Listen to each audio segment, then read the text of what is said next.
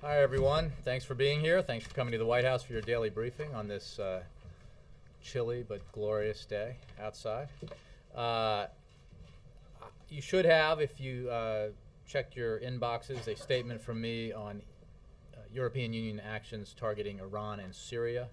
We welcome today's announcement by the European Union of new economic sanctions and other measures against both Iran and Syria. The United States recently increased our own sanctions, as you know, on Iran, and today announced additional sanctions against Syrian officials and entities. I will not read the entire statement, but I encourage you to do so at your leisure. With that, I will go to questions. Ben Feller of the Associated Press. Thanks, Jay. A couple points on the debate in Congress. The House Republicans are moving to include unemployment insurance, the extension as part of their payroll tax bill, and of course that's something the President has been pushing for. What's your reaction to the fact that they seem amenable to that? Well, the President certainly supports the extension of unemployment insurance benefits. As you know, those additional benefits would not only help families very much in need of help, but that kind of assistance is judged by independent economists to be the most effective means of giving a boost to the economy, because folks who are unemployed are much more likely to spend the assistance that they get and inject it right back into the economy. So broadly speaking, the President, as you know, does support that.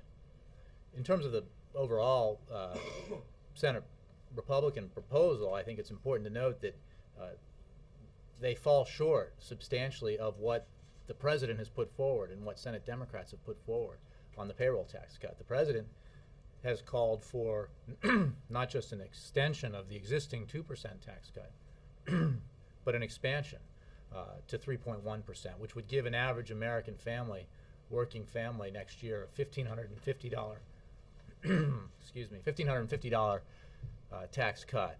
That's the kind of money that can help Americans across the country make ends meet, put groceries on the table and in the refrigerator, make a car payment, a mortgage payment, help with school supplies and tuition payments. The Republicans don't do that. They call for simply an extension of the existing 2% tax cut. In addition, the President has called for extending the payroll tax cut to small businesses. 6 million small businesses nearly would be helped by the President's proposal, which is also put forward by the Senate Democrats. There is no assistance in the Senate Republican proposal for small businesses. And what the Senate Democratic bill does is ask that, and this is supported, as you know, by broad majorities of the American people, is ask that the wealthiest Americans, the wealthiest among us, pay a little bit more. Approximately 300,000 taxpayers, the most fortunate among us, 300,000, would be asked to pay a little bit more so that 160 million Americans would get a tax cut.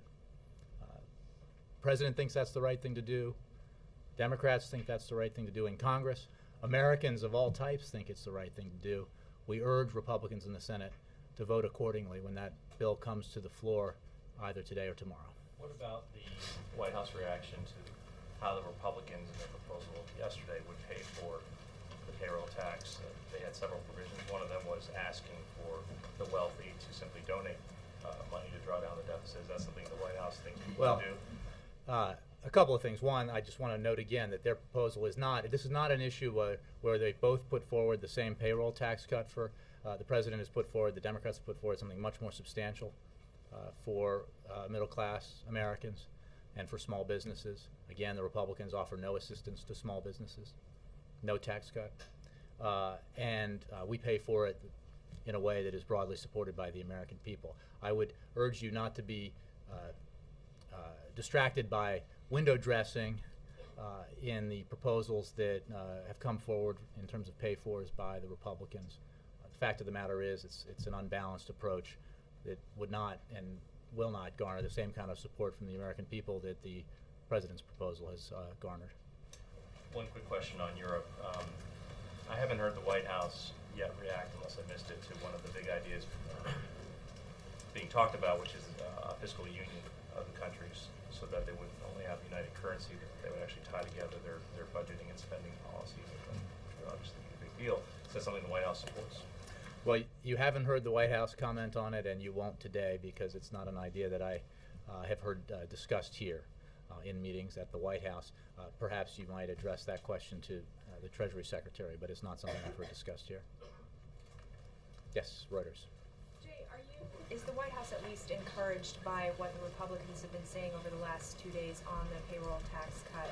Boehner said today that he thinks that extending it would help the economy, and even though you don't agree with their pay-fors, they've put forward a plan on that, and there seems to be an interest in extending it. Are you finding? Well, there's no question that there has been some progress, some movement, because as you heard over the weekend, one of the top Senate Republicans said he did not support an extension, just a simple extension of the payroll tax cut. And I believe the Senate minority leader, only a few days ago said it would have no positive economic benefit. Now he's saying it would. That's progress. That's good. And I think it's not just because we're saying it. In fact, I'm sure it's not just because the president's saying it and the administration's saying it, but because they're hearing it from the American people.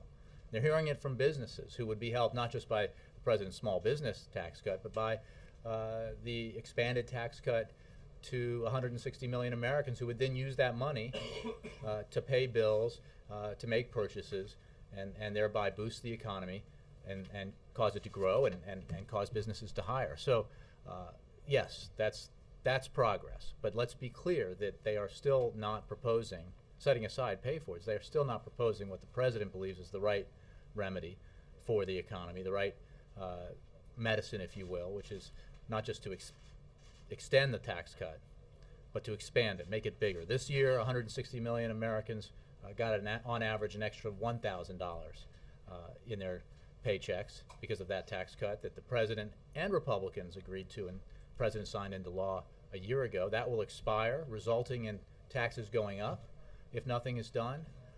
But this year, the president believes for 2012 that tax cut ought to be expanded, because that's the surest way we can assist the economy, help it grow, and help it create jobs.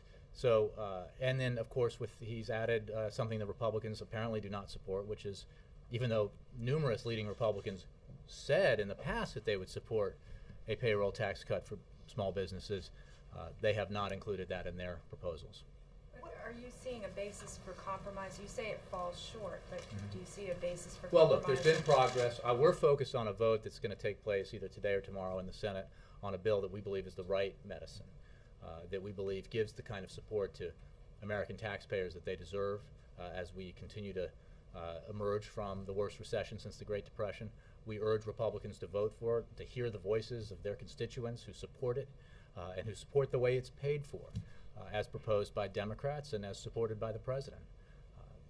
If and when that vote comes to pass and does not clear the bar established by opposition, we can discuss what other means there are to getting to the solution which is necessary, which is the assistance through tax cuts that the American people deserve. One other topic, quickly.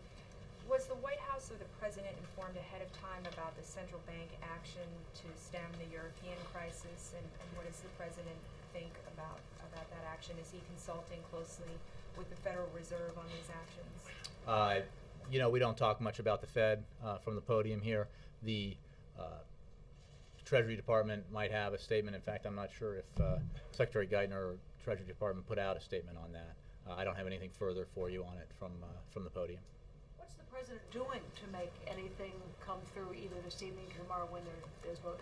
Well, we're clearly succeeding in that there's progress, and that the Republicans have gone in a few short days from opposing an extension and arguing that it would have no positive economic impact against the assembled evidence of independent economists everywhere, to grudgingly agreeing that this is the right thing to do, to give tax cuts to middle-class Americans. So we must be doing something right, or at the very least, our arguments are being echoed by average Americans across the country who want this assistance. So the president continues to consult with his team, continues to have his team have conversations with relevant members and staff on the Hill as we push this forward.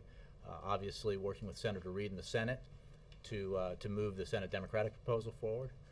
And we hope and expect that in the end we will get the kind of tax relief for middle-class Americans that they deserve in this economic situation. On Iraq, where Vice President Biden was today, Camp Victory shuts down tomorrow.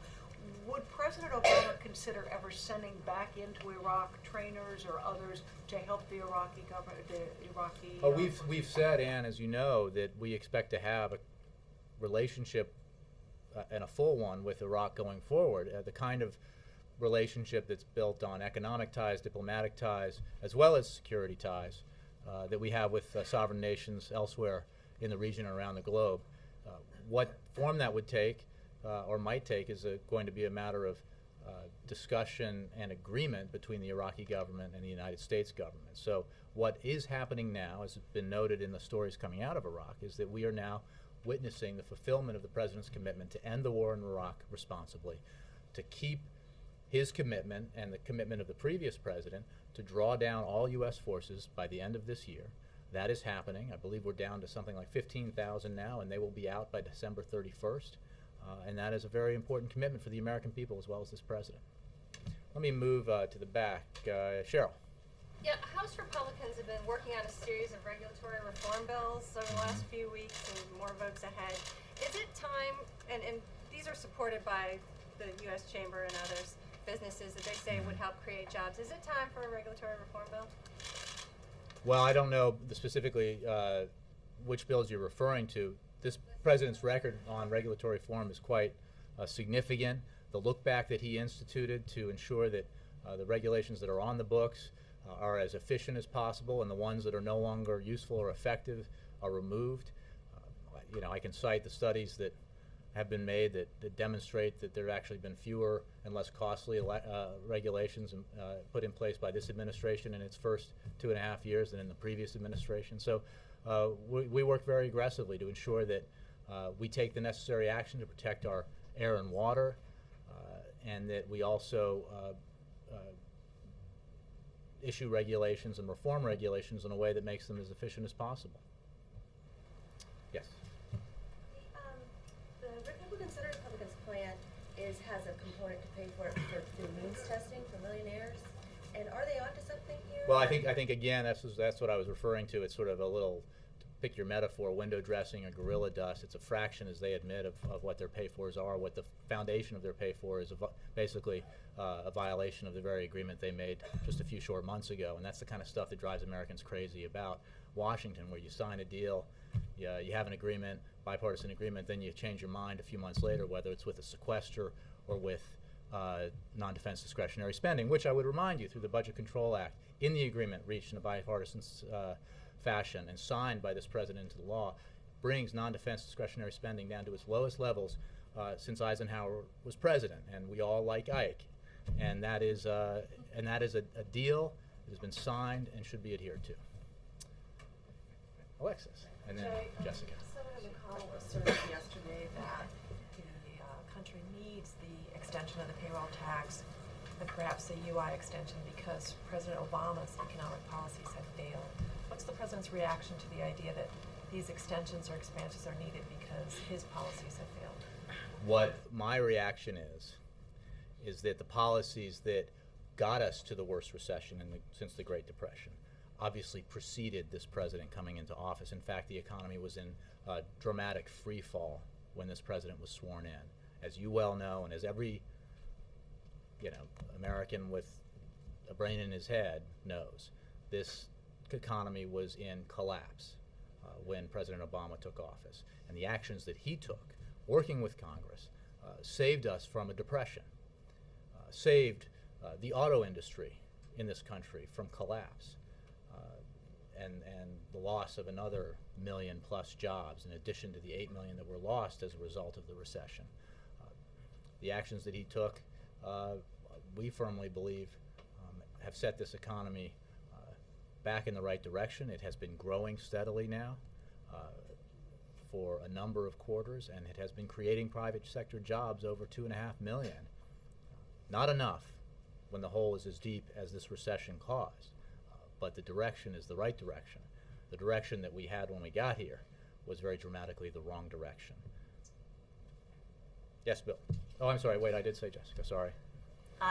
The administration apologized to Pakistan for the NATO airstrikes that killed about 24 soldiers. No. Let me say we express our condolences to Pakistan about the regrettable loss of life. there's an issue between a headline and the story that I think needs to be clarified. Will you tease out why that distinction is important? Well, two things. One, And what's the distinction? well, I think there's it's a matter of fact that I, speaking for the White House and the President, offered condolences on behalf of him, the administration, the American people, for the tragic loss of life, and it was a tragedy. We have launched an investigation through CENTCOM as well as ISAF to find out exactly what transpired. But maybe I'm preempting what your question was, but there was obviously no apology, and there was an expression of condolences. Why is it important that no one from this podium and from this White House issue an apology? Well, we're in the middle of an investigation, actually at the early stages of an investigation into what exactly happened. So I think that the expression of condolences for tragic loss of life conveys a sincere sentiment about our feelings, the President's feelings, and the administration's feelings, and it goes to the importance of the relationship that we have with Pakistan. But we have to be clear about what just the premise of your question is established as we move on. My question was going to be, why Okay. was the apology, as I was going to phrase it, was from Secretary of State Clinton, not the President, but let me just cut to it. But I said very clearly from here that on behalf of the President and the entire administration that the expression of condolences So we all was know forthcoming. what the subtext of a lot of this is, and there was a report this morning that there may be domestic politics at play. That so is can you utter just address nonsense, that? Okay, and I can that's just what tell it you that is. the problem with the story that you reference is that somebody wrote a headline that had no bearing on the actual story. The story discussed the decision to express our condolences, which is not what's reflected in the headline. I did say, no, Bill, yes. Yesterday, the President accused the Republicans of playing politics with the payroll tax issue, but how is it that he isn't doing the same thing and that you're not doing the same thing from this podium? Because you're talking about a plan that Democrats have, which is not likely to make it through the Senate in the end, and neither is theirs likely to make it anywhere. So there must be politics involved here. Well, it's Because- Washington, so obviously this is a political process when you have members of both party in Congress having differing opinions about what the right course of action is here. But what the President's put forward and Senate Democrats have put forward is what he and they believe is the right course of action, and it happens to be in very much in sync with what the American people believe is the right course of action. And I have certainly allowed for the fact that that measure may not pass, and that if it does not pass, we will move forward and try to find a way to reach an agreement that ensures that the American people, 160 million of them, get the kind of tax relief that this President firmly believes they deserve and need next year. So we will get to that point if it so comes to pass. But we obviously believe and hope that Republicans, and there's been some signs of movement among a handful of Republicans on this issue, that Republicans will, if you will, come to their senses, hear the voices of their constituents, and say, on balance, it is worth giving 160 million American taxpayers a tax cut of $1,500 by asking 300,000 taxpayers to pay a little extra. My question is, how can he accuse I mean, them that's of not playing even, that's more like politics? this, isn't it? How I can mean, he, it's- with a straight face, accuse them of playing politics? Granted, you both want Well, the same thing. what I would say is the President has been utterly consistent in his support for this proposal and his argument about why it's so important. It's been an important component of the American Jobs Act since the day he laid it on the table, and he's argued for it ever since.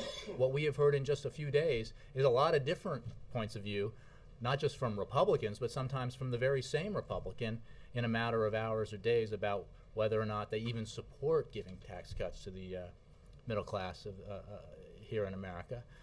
So I think that consistency on one side, fluctuation and variation on the other, you tell me where the politics is. What we care most about is not how they get there or why, but that in the end, the majority, or rather 60% of Senate Republicans agree to give the kind of tax relief to the American people that they deserve. Then why not go at them with a plan that you know they're more likely to accept than Because one the that's fact of the not? matter is, if the President had not put this in the American Jobs Act and had not fought for it every day and every week, sometimes to the consternation of people who have been hearing the same message,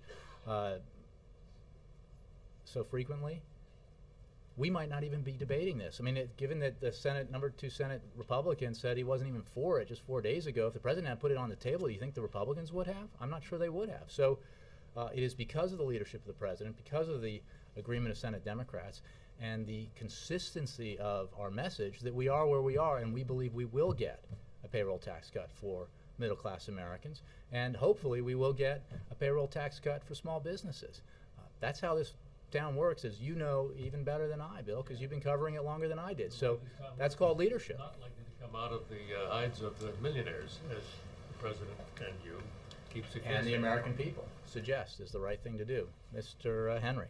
Jay, the housing secretary is on the Hill today talking about the crisis. It's still obviously very difficult for a lot of Americans. In February '09, the president promised that his housing plan would help refinance between 7 and 9 million homes, prevent foreclosures. Checked with the officials today to see this. They say 894,000 people have refinanced under that program. What happened? Well, the size of the problem is significant, as you know. Housing bubble burst and caused a situation where vast number of American homeowners saw their mortgages go underwater, the values of their home go lower than the cost of their mortgage. And this president has taken actions steadily since he took office to help those homeowners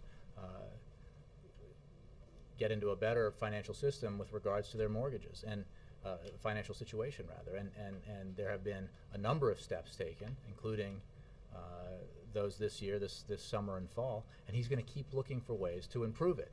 If you're asking me, is the situation a problem, and is the problem quite large? The answer is yes, and that's why this president has been so focused on taking every step he can, small, medium, and large, to try to assist homeowners who, with a little help, either through refinancing or other measures, can meet their payments and keep their homes. One of those actions he took, October 24th, he went to Nevada and said, I'm going to move forward with executive action. I'm not going to wait for Congress. Yeah. I checked with the housing officials as well, and they say this morning that actually today, December 1st, is the first day you can apply for that program the president talked about on October 24th. So in fairness, we can't really get into statistics on how many people have refinanced. But my question would be, how can the president go out on October 24th and say, we can't wait, we're going to move?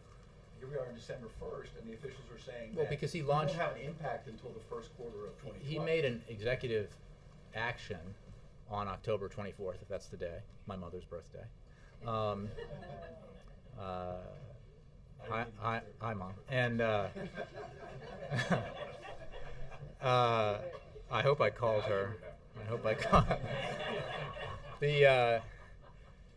The president took that action. It was an executive action, and he launched a process that results any day now. This December, if it is today, I believe you may be right. That will now allow homeowners to take advantage of this executive action. I mean, these things take a little time, but 5 weeks is a pretty short period of time for something like this to get up and running and to be ready, as I believe it is now, or almost is, for homeowners to find out whether or not they qualify. So that's, again, small actions, medium actions, large actions, whatever it takes within his authority, working with Congress, or just using his executive authority to assist homeowners deal with this very difficult situation. They persist. I'm sorry. On February 2009 as well, you remember on Chuck's Fine Network, the president told Matt Lauer, and Republicans bring this up a lot, that the president said, if I don't get the economy turned around in 3 years, it's going to be a one-term proposition.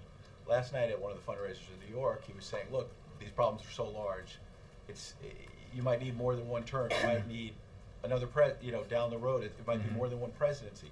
Is he trying to buy more time to get the economy turned around when he says that? Well, I don't think he's trying to buy time for somebody beyond 2016, if that's what you mean. I think that the president believes that the actions that he and other leaders in Washington took in the face of the worst economic crisis that we've had since the 1930s did reverse the free fall, did begin a process where the economy is growing again, did begin a process where it's been steadily creating private sector jobs, but there is much more work to do, and he is eager to do that work with Congress, without Congress, whatever it takes to get it done. But it is a big job. 8 million jobs lost is a substantial number, And it requires the focus and diligence of the President, of members of Congress, of other leaders in Washington and around the country to tackle, because it is so big, and he's completely up for the job. Leslie. And then Mara. And then Laura. Thanks. On Saturday, it will be a Bill March. Oh, I'm sorry, and you too. And your fine network.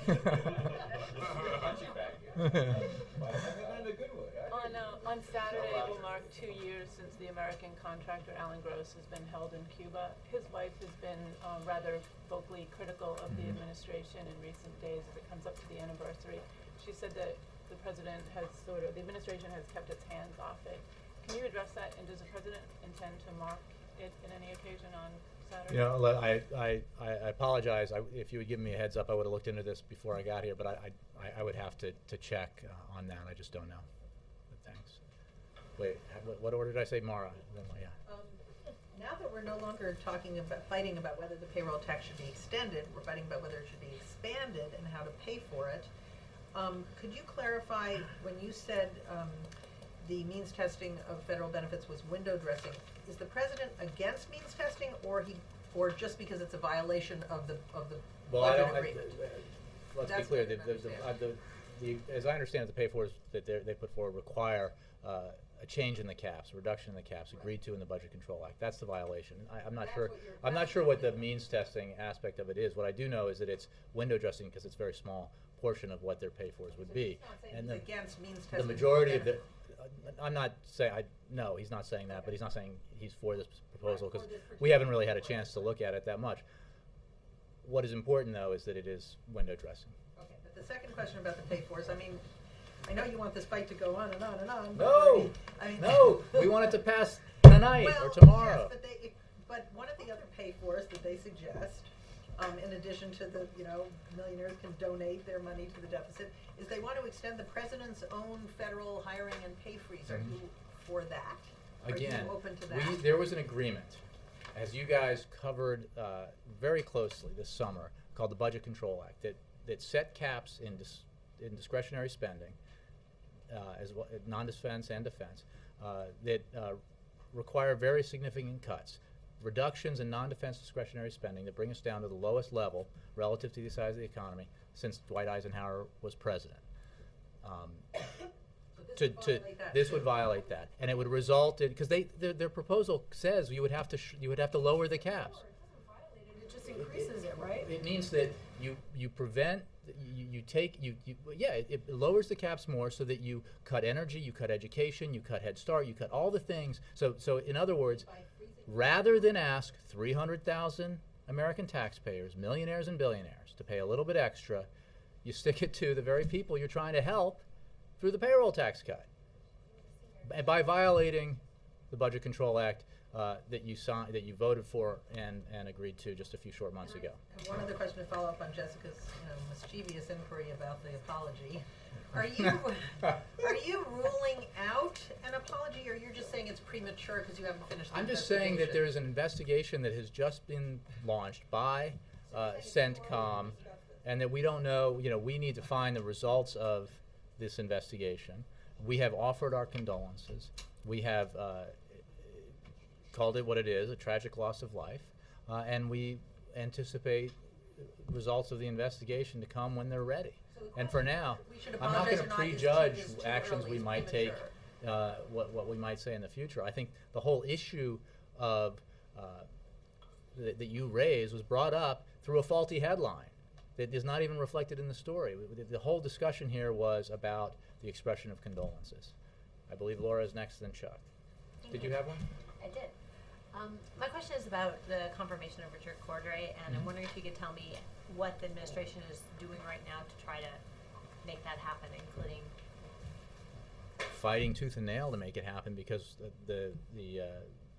we need that consumer watchdog in place to fully implement the Wall Street reforms that this president fought so hard, working with members of Congress to get passed in the wake of the worst financial crisis since the 1930s.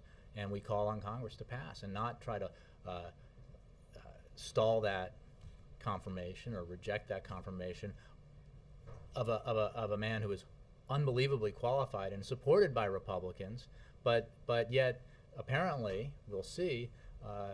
Not so much that they're willing to vote for him because they want to water down the kind of Wall Street reform that this president fought for. So as you well know, in order to get something through the Senate, you need Republican support. So what are you doing? What is the White House doing? We've been lobbying like crazy to get Republican support for it. So what does that lobbying look like?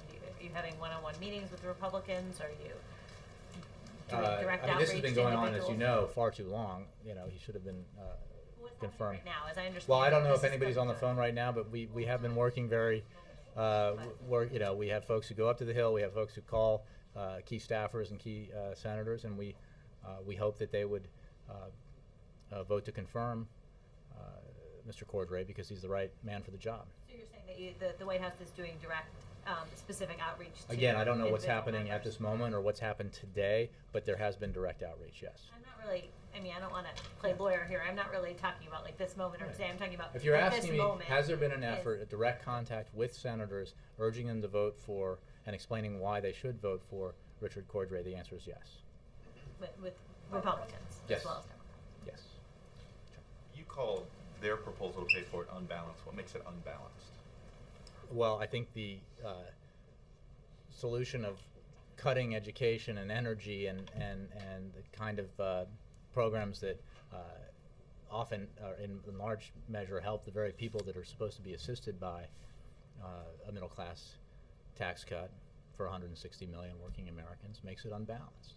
That the reason why the American people support the approach the president takes, the approach and which is similar to the approach and supported by the president and similar to the approach that Senate Democrats take, is because they look at the 300,000 wealthiest taxpayers in America and say they should be asked to pay a little more, pay their fair share to help give 160 million Americans a tax cut.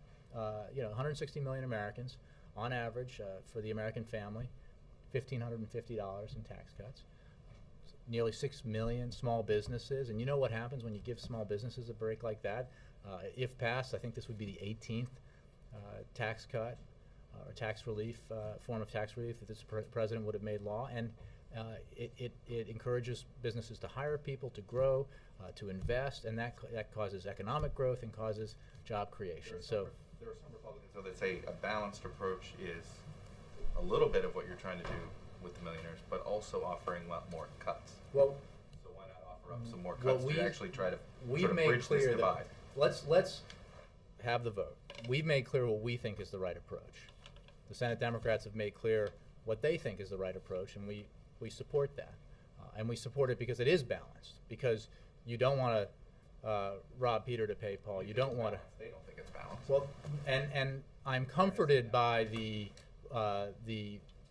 millions of people behind me and us, the president, who support it, in the form of majorities of the American people who support our balanced approach. So you're right that thus far in this process and the debates over the American Jobs Act in whole and its provisions, that Senate Republicans have unfortunately staked out a position that is at odds with the vast majority of the American people. That's regrettable, but we continue to fight for those provisions. We got one through. We hope to get the payroll tax cut and extension and expansion through, and then we'll keep fighting for the other Is the provisions. president going to be playing a more personal role in this now next week when this thing fails? Is that fair to say? When the Senate, when the Senate version of this. It's quite possible. Iran or Iraq? Margaret, and then yes, sir.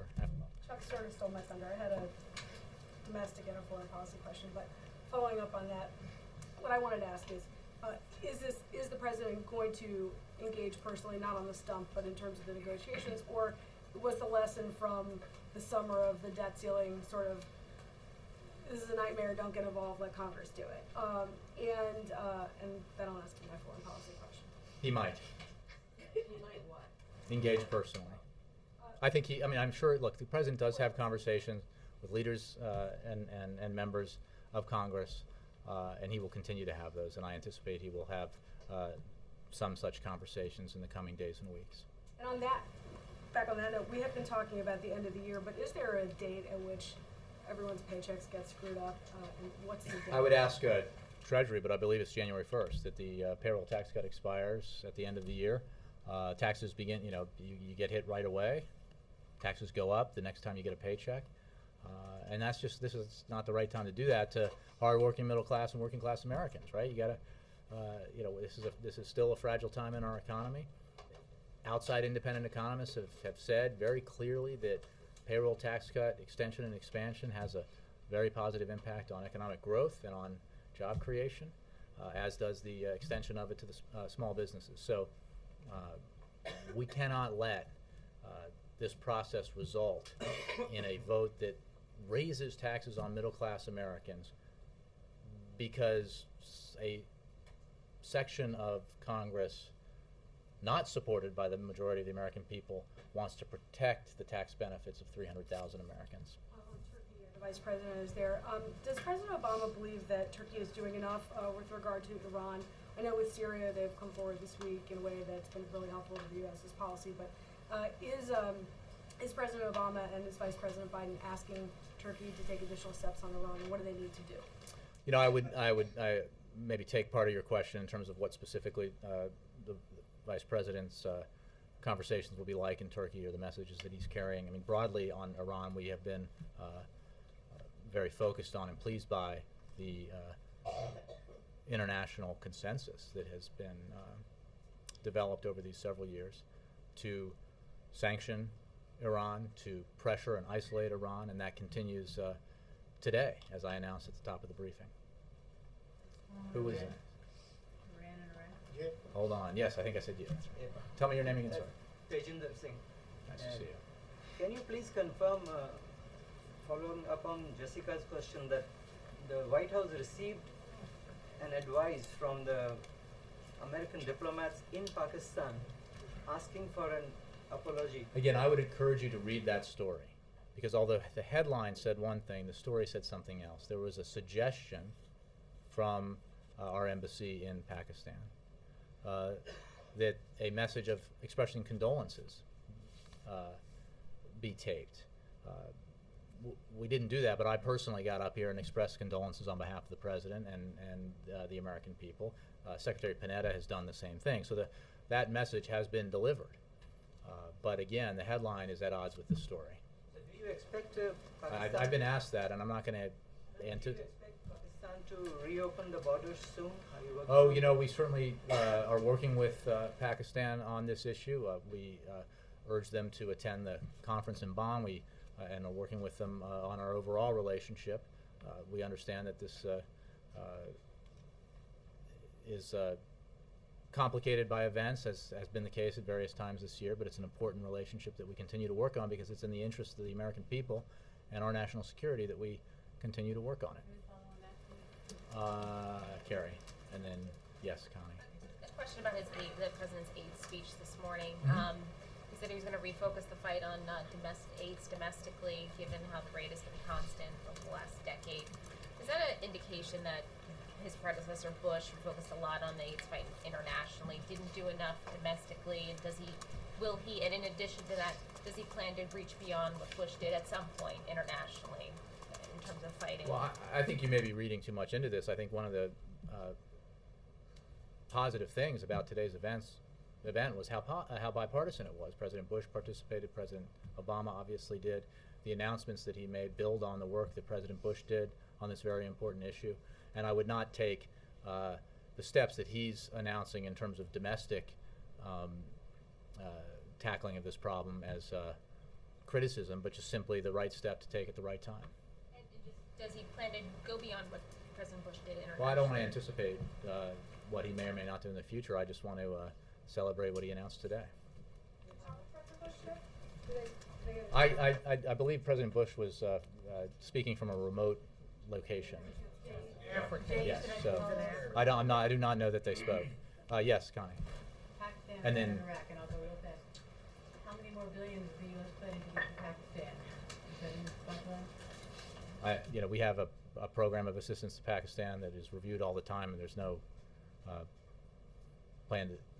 I'm not even sure I understand the question, but we work with Pakistan. It's an important sometimes complicated relationship, and it's, as I just mentioned, vital to our national security that we continue to have that kind of cooperative relationship, especially in the fight against terror. It's a vital, I'm not sure it's 16,000, but it's a significant civilian presence. It will be because it's an important relationship in an important region of the world that requires the kind of contacts at the economic, scientific, education, diplomatic level that a significant embassy presence and consulate presence demonstrates and represents. And it's an important relationship. It is now a relationship that is changing because we have, as the President promised, ended the war responsibly in Iraq. We're bringing home the last of our men and women in uniform, and we are moving forward with a comprehensive relationship with Iraq that we hope will lead to significant cooperation in the future. And the British, do you have any comments on the rupture of diplomatic? I have nothing more. I would point you to the State Department. April. Jay, on the AIDS Day issue. I'm sorry, and then April, go ahead. Okay, on the AIDS Day issue, did this White House look at any chance, any ways of working with HHS in trying to push more retrovirals out for more AIDS patients and HIV patients?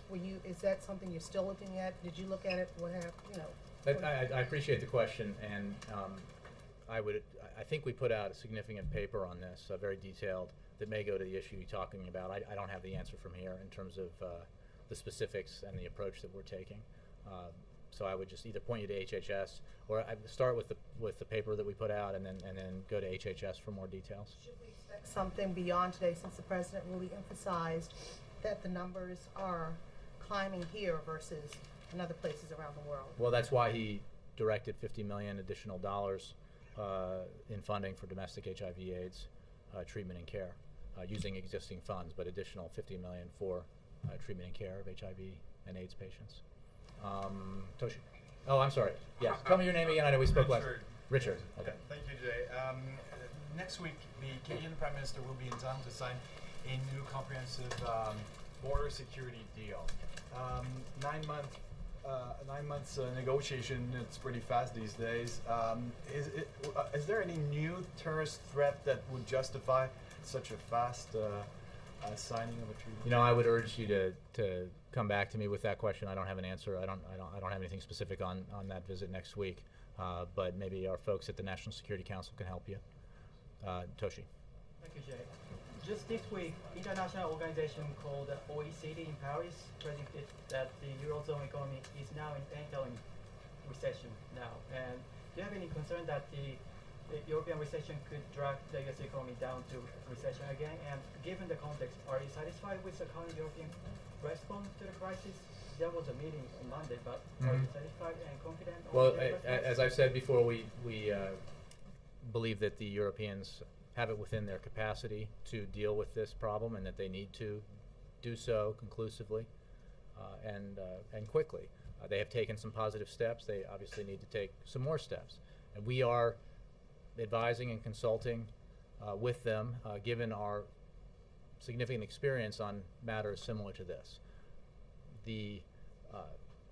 Regarding your question about the OECD and the economic headwinds created by Europe, they are a concern, as this president has said, and Secretary Geithner and others, Dr. Kruger, who was here with me just a few days ago, which only reinforces why we need to act so aggressively on the things that we can control directly, like cutting taxes for 160 million Americans here at home, expanding that tax cut in 2012, expanding it for individuals and expanding it to small businesses. Those are the kind of steps we can take that will help our economy grow, will help it create jobs, and will insulate us from potential future shocks, whether they come from Europe, or as they did earlier this year from Japan, or the Middle East. So we need to take the action that we can take. And obviously this president believes that we should be doing more than just extending and expanding the payroll tax cut. We should be passing other elements of the American Jobs Act, like the assistance to states to hire back teachers who've been laid off. I mean, that's a a double positive impact. You put teachers back to work, and having them back in the classroom helps our kids prepare for a future in the economy. So additional measures include infrastructure funding to put construction workers back to work, rebuilding our infrastructure, which also has a long-term positive impact on our economy. So we need to do the things we can that we can control to help us grow, to help us create jobs, and to insulate us from the kinds of economic shocks that we know happen, because that's the kind of global economy we live in. Last one, Julia. Okay. Among the pieces of legislation that are set to expire at the end of the year, one of them is the doc fix that would cause doctors to be paid less. I think it's 27% less for Medicare reimbursements. Is that something that the White House has pushed members of Congress to pass? Or are they less concerned about that? Well, I believe that the doc fix, the SGR, we had a comprehensive fix to that, and check me on this, but in the American Jobs Act. Now, obviously, this is something that in a bipartisan fashion has been addressed in the past and needs to be addressed going forward. So now this time I mean, I don't have at any. the end of the year. Are people making phone calls on it? Or is it something you're as are you as concerned about that not being fixed as you would be something like unemployment insurance and payroll tax cuts? Is it getting the same amount of attention? Well, look, I think right now we're focused on the bill that's coming to the floor in the Senate. If all were right in the world, or at least in this country, would be passed overwhelmingly with votes from members of both parties, so that we can provide that vital tax cut to the American people and to small businesses. But we don't have just one priority, and fixing that is a concern and a priority that we have shared, I think, in a bipartisan way since we've been in office. Thanks.